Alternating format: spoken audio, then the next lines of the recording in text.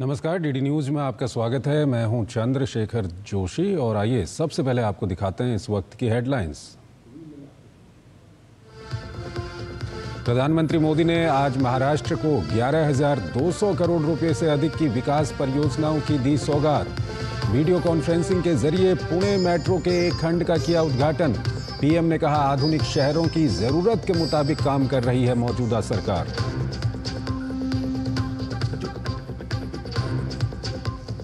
प्रधानमंत्री मोदी ने मन की बात में कहा, मेक इन इंडिया कार्यक्रम के 10 साल हुए पूरे। मेक इन इंडिया अभियान से भारत बना मैन्युफैक्चरिंग का पावर हाउस।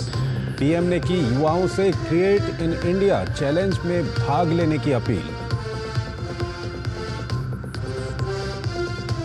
प्रधानमंत्री नरेंद्र मोदी ने स्वच्छ भारत मिशन के 10 साल पूरे होने पर देशवासियों को दी बधाई।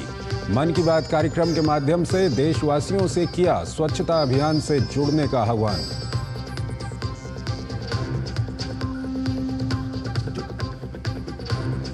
जम्मू कश्मीर में आज थम जाएगा अंतिम चरण का प्रचार। राजनाथ सिंह गुरेज और बांदीपुरा में भरेंगे हुंकार। पीडीपी और नेशनल कॉन्फ्रेंस के नेता भी मैदान में डटे। हरियाणा में चुनावी संग्राम जारी। अमित शाह की आज 3 जनसभाएं। जेजेपी एएसपी गठबंधन ने जन सेवा पत्र के नाम से जारी किया घोषणा पत्र। हरियाणा में पैदा होने वाली हर फसल एमएसपी पर खरीदने का किया वादा। नेपाल में बाढ़ और भूस्खलन से भारी तबाही। अब तक 125 की मौत व 64 लापता।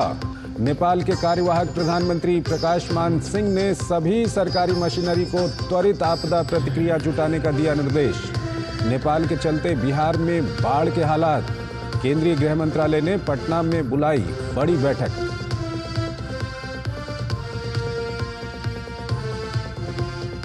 और इजरायली हवाई हमले में हिजबुल्लाह चीफ की मौत के बाद दक्षिण एशिया में भारी तनाव। लेबनान में हिजबुल्लाह के ठिकानों पर आज भी भीषण बमबारी जारी। ईरान ने दी बदले की धमकी।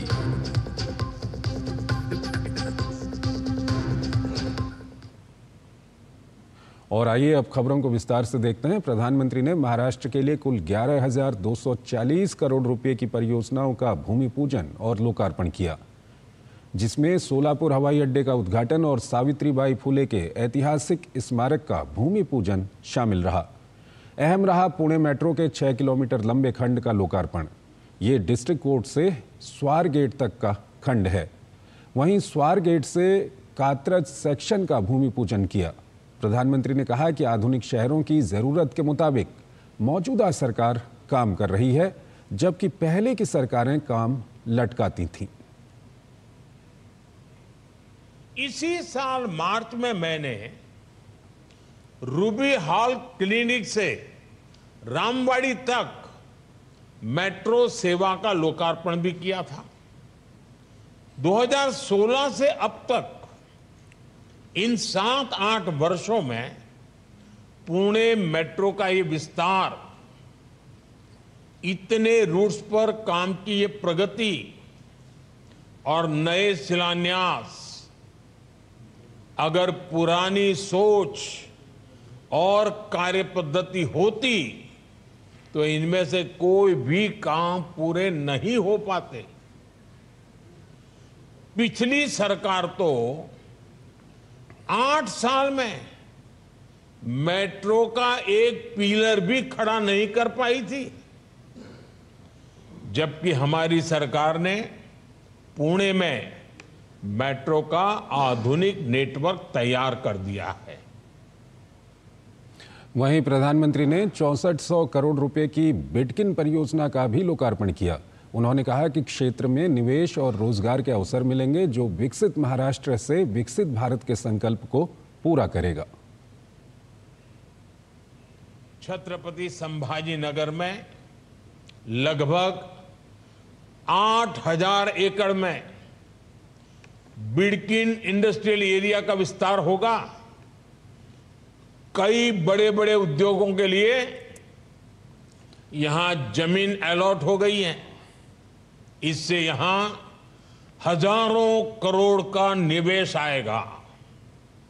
इससे हजारों युवाओं को रोजगार मिलेगा।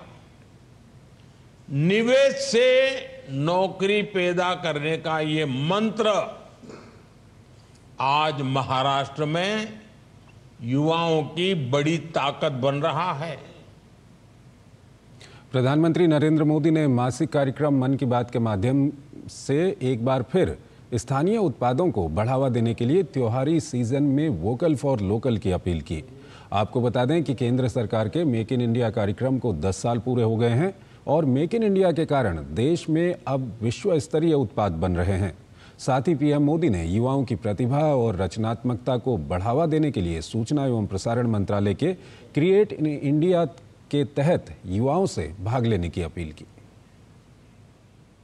प्रधानमंत्री नरेंद्र मोदी के मन की बात कार्यक्रम को जहां एक तरफ 10 साल पूरे हुए हैं, वहीं देश में उत्पादन को बढ़ावा देने की केंद्र सरकार के मेक इन इंडिया अभियान को भी 10 साल पूरे हुए हैं। इस अभियान की सफलता से हर वर्ग को फायदा मिल रहा है। भारत में एक तरफ स्थानीय उत्पाद को बढ़ावा मिल रहा है, तो दूसरी तरफ अच्छी गुणवत्ता वाले उत्पाद विदेशी प्रत्यक्ष निवेश को आकर्षित कर रहे हैं। आज देश में विश्व स्तरीय उत्पाद बनने के कारण निर्यात को भी बढ़ावा मिला है। प्रधानमंत्री मोदी ने कहा कि आज भारत मैन्युफैक्चरिंग का पावर हब बनकर उभरा है, जिससे कि युवाओं को भी रोजगार मिल रहा है।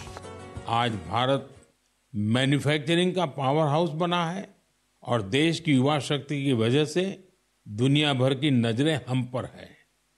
ऑटोमोबाइल्स हो, टेक्सटाइल्स हो, एविएशन हो, इलेक्ट्रॉनिक्स हो या फिर डिफेंस, हर सेक्टर में देश का एक्सपोर्ट लगातार बढ़ रहा है। देश में एफडीआई का लगातार बढ़ना भी हमारे मेक इन इंडिया की सफलता की गाथा कह रहा है। अब हम मुख्य रूप से 2 चीजों पर फोकस कर रहे हैं। पहली है क्वालिटी, यानी हमारे देश में बनी चीजें ग्लोबल स्टैंडर्ड की हों। दूसरी है वोकल फॉर लोकल, यानी स्थानीय चीजों को ज्यादा से ज्यादा बढ़ावा मिले। प्रधानमंत्री मोदी ने कहा कि नए नए क्षेत्रों के आने से रोजगार के नए नए अवसर सामने आ रहे हैं। इसके लिए केंद्र सरकार ने युवाओं के लिए क्रिएट इन इंडिया थीम के तहत 25 चैलेंजेस शुरू किए हैं और इसमें सभी से भाग लेने की भी अपील की है। Gaming, animation, reel making, film making या पोस्टर मेकिंग, अगर इनमें से किसी स्किल में आप अच्छा प्रदर्शन कर सकते हैं तो आपके टैलेंट को बहुत बड़ा मंच मिल सकता है। अगर आप किसी बैंड से जुड़े हैं या फिर कम्युनिटी रेडियो के लिए काम करते हैं तो भी आपके लिए बहुत बड़ा अवसर है। आपके टैलेंट और क्रिएटिविटी को बढ़ावा देने के लिए भारत सरकार का सूचना और प्रसारण मंत्रालय ने क्रिएट इन इंडिया इस थीम के तहत 25 चैलेंजेस शुरू किए हैं। ये चैलेंजेस आपको जरूर दिलचस्प लगेंगे। कुछ चैलेंजेस तो म्यूजिक, एजुकेशन और यहाँ तक कि एंटी पायरेसी पर भी फोकस्ड है। इस आयोजन में कई सारे प्रोफेशनल ऑर्गेनाइजेशन भी शामिल हैं जो इन चैलेंजेस को अपना पूरा सपोर्ट दे रहे हैं। इनमें शामिल होने के लिए आप wavesindia.org पर लॉगिन कर सकते हैं। देश भर के क्रिएटर से मेरा विशेष आग्रह है कि वे इसमें जरूर हिस्सा लें और अपनी क्रिएटिविटी को सामने लाएं। पीएम मोदी ने युवाओं से जहां एक तरफ अपने टैलेंट और क्रिएटिविटी को सामने लाने का आग्रह किया है, वहीं उन्होंने त्योहार के मौसम में सभी से मेक इन इंडिया प्रोडक्ट खरीदने की भी अपील की है। वोकल फॉर लोकल के तहत पीएम मोदी ने एक बार फिर स्थानीय उत्पादों को खरीदने के अलावा इसे बढ़ावा देने की भी अपील की है। स्थानीय उत्पाद को बढ़ावा देने से ही भारत दुनिया में जल्द ही तीसरी सबसे बड़ी अर्थव्यवस्था बनने की ओर अग्रसर होगा। Bureau report, DD news.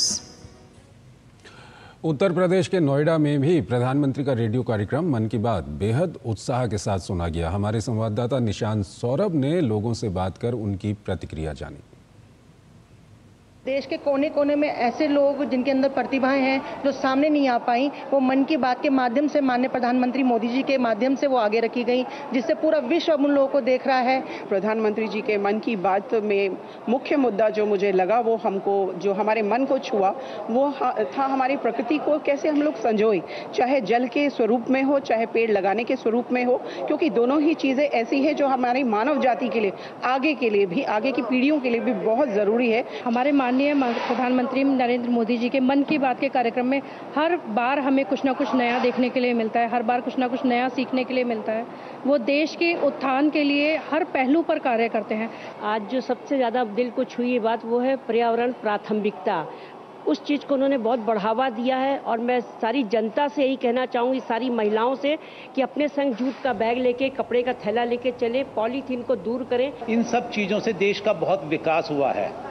विदेशों में भारत की बहुत ज़्यादा छवि उभरी है, क्योंकि पहले इस चीज़ पर कोई ध्यान ही नहीं दिया जाता था। नेपाल में लगातार हो रही मूसलाधार बारिश और भूस्खलन के कारण मरने वालों की संख्या बढ़कर 125 हो गई है।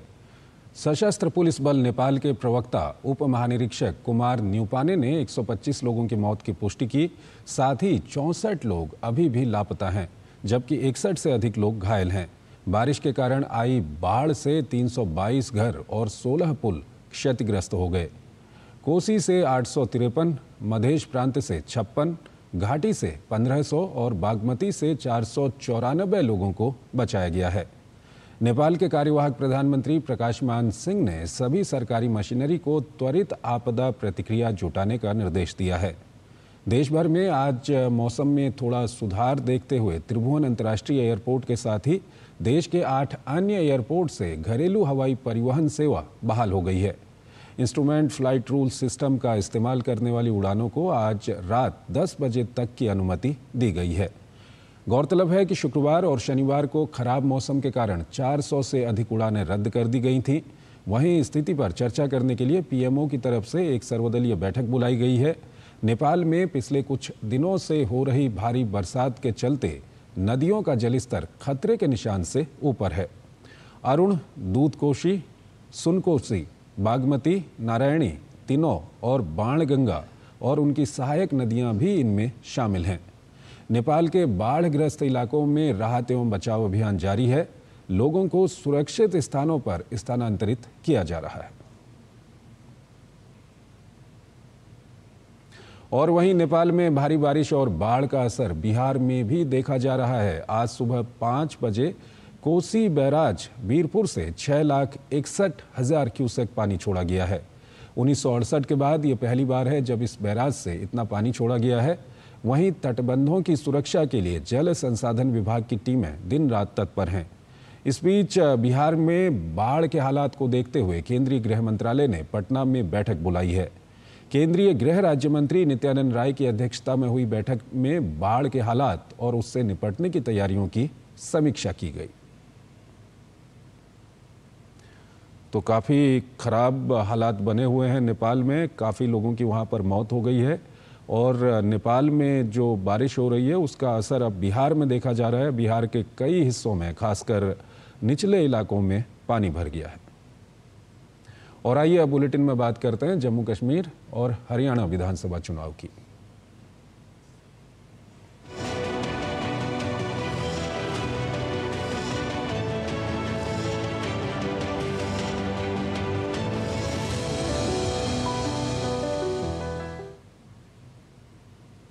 जम्मू कश्मीर में विधानसभा चुनाव के तीसरे और अंतिम चरण के लिए आज प्रचार का अंतिम दिन है। Bhajpa, Congress, national conference, PDP समेत सभी दलों ने चुनाव प्रचार में अपनी ताकत झोंक दी है। तीसरे चरण में 1 अक्टूबर को 40 सीटों पर मतदान होना है। अधिकतर सीटें जम्मू संभाग की हैं। अकेले जम्मू जिले में 11, सांबा में 3, कठुआ में 5 और उधमपुर में 4 सीटें हैं। चुनाव के बाद मतगणना 8 अक्टूबर को होगी।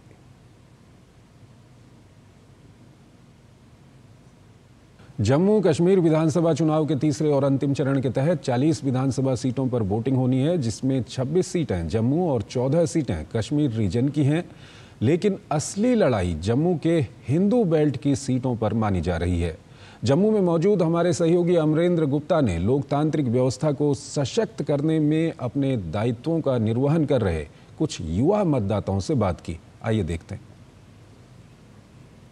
जमहूरियत के जश्न में पूरा जम्मू कश्मीर उत्साह के साथ भाग ले रहा है और हमारे साथ कुछ युवा हैं। हम सीधे उनसे बात करते हैं और समझते हैं कि वो किन मुद्दों के साथ इस बार मतदान करने जा रहे हैं। JNK की जो ट्रांसपोर्टेशन सर्विसेज है वो और ज़्यादा अच्छी हो जानी चाहिए ताकि सेफ्टी हो, रात में निकले दिन में निकले, कनेक्टिविटी बढ़ जाए, हर स्टेट से कनेक्टिविटी इन्हांस हो जाए। जो आने वाली सरकार है वो जम्मू कश्मीर के युवाओं को और ज़्यादा ताकतवर बनाए, ना कि सिर्फ वो अलग अलग क्षेत्रों में बट पॉलिटिक्स में भी वो उनका रोल बढ़ाए। साथ में 370 हटने के बाद जो जम्मू कश्मीर की परिस्थितियां हैं उनमें काफ़ी बदलाव आया है और पूरे जम्मू में रोजगार बढ़ना चाहिए, स्वास्थ्य की गुणवत्ता में सुधार होना चाहिए। जम्मू एक ऐसी जगह है जहाँ पे टेररिज्म पहले बहुत ज़्यादा रहा है, लेकिन अब 370 हटने के बाद वो चीज़ें कम हो गई हैं। थोड़ा डर महिलाओं के अंदर से गया है। सरकार की कुछ योजनाओं से वो डर पूरी तरह से जा सकता है। सरकार इस पे काम कर सकती है।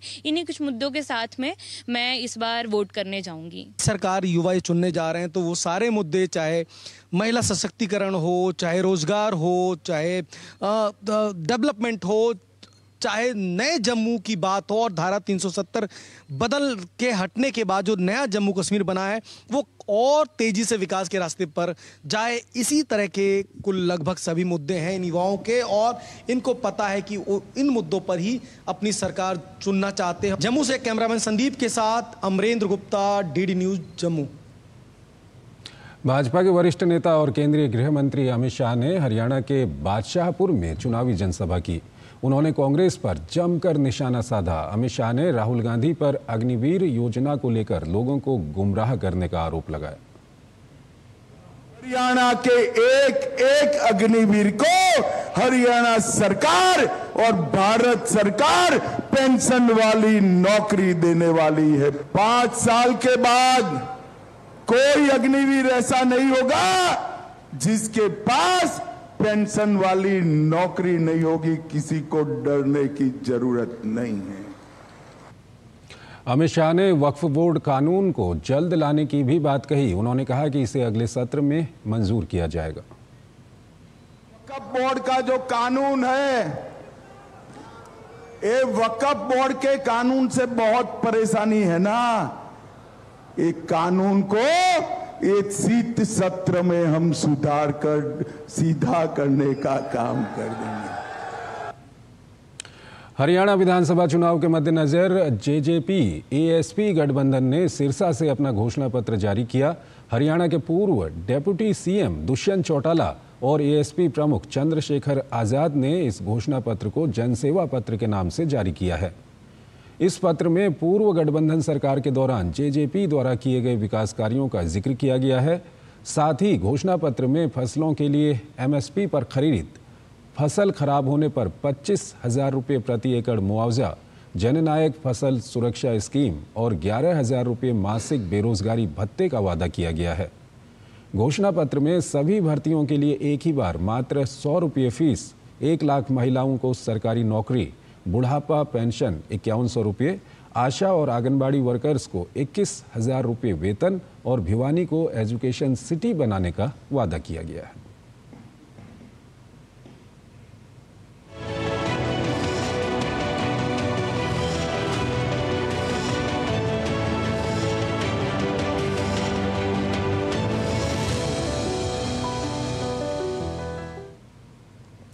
और आइए अब दूसरी खबरों की ओर चलते हैं। उत्तराखंड युद्ध स्मारक और भारतीय वायुसेना अक्टूबर से नवंबर तक हिमालयन थंडर यानी वायु वीर विजेता कार रैली करने जा रही है। रक्षा मंत्री राजनाथ सिंह इस रैली को 8 अक्टूबर को थोइस से औपचारिक रूप से हरी झंडी दिखाएंगे। कठिन और दुर्गम रास्तों पर 52 वायुसेना के वीर सियाचिन से लेकर तवांग की यात्रा करेंगे। पेश है हमारी संवाददाता नंदिता डागर की ये खास रिपोर्ट।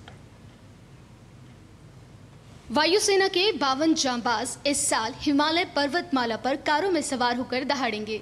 उत्तराखंड युद्ध स्मारक के प्रेसिडेंट तरुण विजय ने और वायुसेना ने सियाचिन के पास थोइस से लेकर अरुणाचल के तवांग तक हिमालयन थंडर कार रैली के लिए हाथ मिलाया है।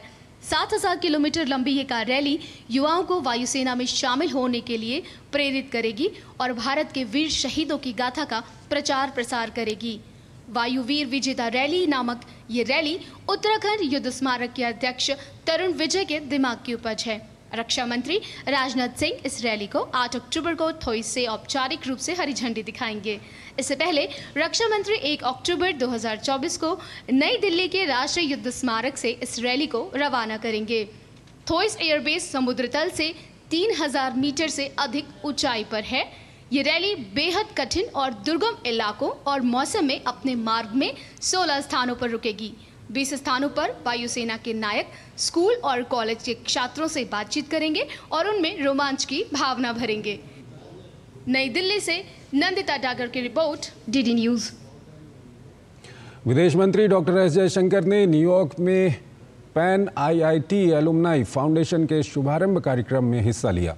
विदेश मंत्री ने विकसित भारत निर्माण के प्रयासों में विदेशों में रह रहे भारतीय समुदाय के योगदान को सराहा। इस अवसर पर डॉक्टर जयशंकर ने उन्नत तकनीक और विनिर्माण इकोसिस्टम विषय पर अपने विचार साझा किए।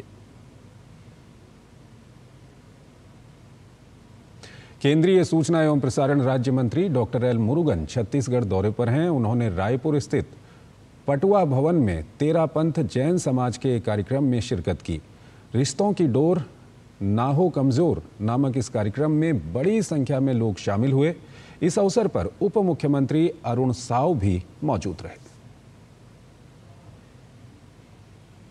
हमने इतना बड़ा कार्यक्रम बनाया, हमारा महिला मंडल ने बनाया।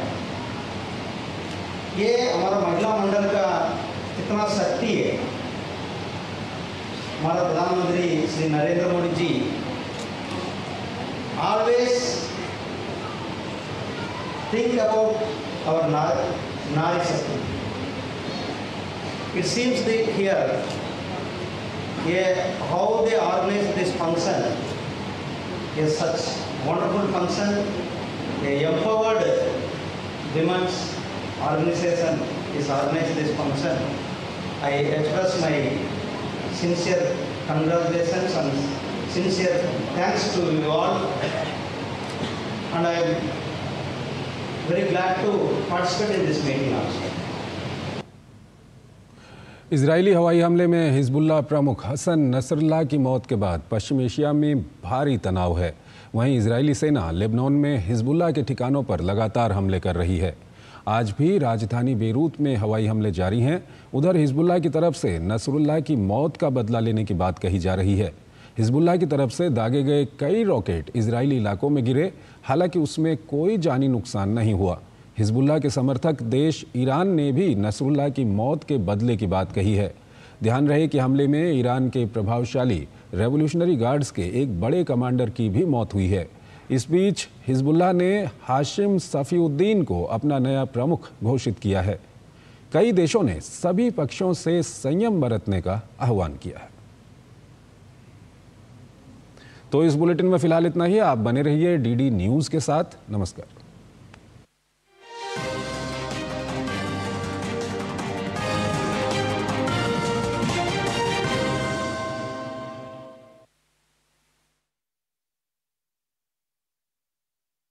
दिन भर की भाग दौड़ में जब छूट जाएं जरूरी खबरें, जब आप हो जल्दी में और जाननी हो हर खबर, जब फटाफट अंदाज में देखनी हो आपको तेज खबर, जब केवल आधे घंटे में जानना हो देश दुनिया का हाल, तब देखिए खबरों का हाई स्पीड शो एक्सप्रेस 100।